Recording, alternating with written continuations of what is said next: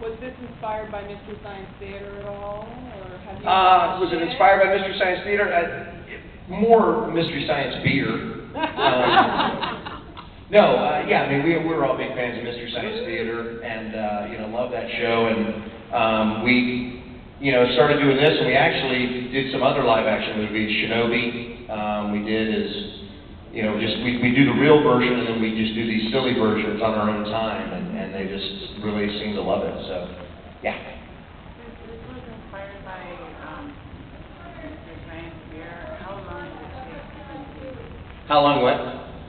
This was inspired by Mystery Science Theater. How long did it take to complete? We completed this in a couple of weekends, just working on Saturdays, and then there was a weird thing that happened. Part of the audio track got lost, so we had to go in and redub it. So there were some lines that were the original that I don't think made it into this one, but because we just forgot them. But most of it stayed intact. But yeah, it took us a couple Saturdays, so it was a real labor of love. Yeah. What's your favorite part that like you dubbed over in this entire movie? Like it was the most like funniest line you guys did, like it just fit so perfectly. You guys just laughed and laughed and laughed. There's you know, it's funny. I see this all the time, and I forget, and I hear new lines that I forgot about. One of my funny, like Jay Hickman plays Wadarasi, and he's, you know, it's kind of a Bill Clinton, so we wanted to make him sort of a pervert, you know, kind of a. So he's, you know, and there's a scene where Hinomi they're on a telescope, and they're talking about, again, she was the one, we didn't change her dialogue. That is what the script really said from the Japanese, is all her lines. So there's one scene they're talking about ants, and they show the scene of the leaf cutter ants, you know, doing their things real close up, and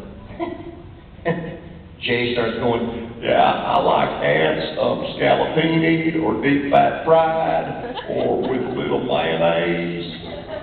And she goes, yeah.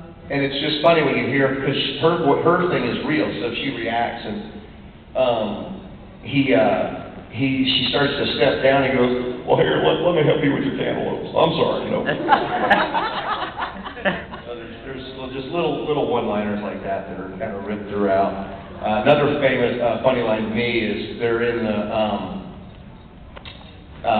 you know, the army gets involved, and the general is this big burly guy that was voiced by a 9-year-old girl. Really? Yeah, it was a lot of fun. I'm sorry that I'm sorry this has gotten such a tease that I really wish we could watch the whole thing, but it is a lot of fun. So, anybody else have a question? Well, listen, I tell you what I'd like to do is, this is another project, if you all will indulge me, that Vic, myself, Jay Hickman, who was Wadarasi, and Kyle Jones, who's sort of the weird out brainchild of all these, we came up with a project called Zeke and Zerlon. And this is a project it's still in development right now. And I don't think this is full animation, but it's kind of a story art or storyboarded. So I'd like to show it to you, but they're little 2 to 3 minute vignettes. Zeke and Zerlon is a story of Zeke, who lives in a trailer park in Texarkana. Zerlon's spacecraft comes down and crash lands in the trailer park, and he puts it up on blocks, and he just sits with Zeke in the baby pool, you know, their feet in the baby pool, drinking beer, just doing commentary on various things in life.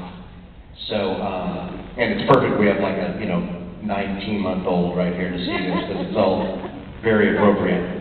But anyway, let me get this back to the back, and I'll. Are you coming?